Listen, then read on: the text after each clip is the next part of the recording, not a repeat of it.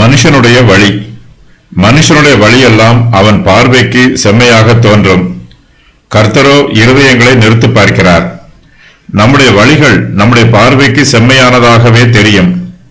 நம் எல்லோருமே நம்மை பற்றி சாதகமாக நினைத்துக் கொள்வோம், சாதகமாக பேசுவோம். நம்முடைய மெய்யான சுபாவம் எப்படி இருந்தாலும் நம்முடைய பார்வைக்கு நாம் நல்லவர்களாகத்தான் இருப்போம். மனுஷன் முகத்தை பார்க்கிறான், கர்த்தரோ மனுஷனுடைய இருதயங்களை ஆராய்ந்து பார்க்கிறார். மனுஷனுடைய எண்ணங்களையும் கிரியைகளையும் நிறுத்து பார்க்கிறார். மனுஷனுடைய நோக்கங்களையும் குறிக்கோள்களையும் ஆராய்ந்து பார்க்கிறார். நம்முடைய வழிகள் கர்த்தருடைய பார்வைக்கு செம்மையானதாய் இருக்க வேண்டும். அதுவே நமக்கு ஆசீர்வாதம்.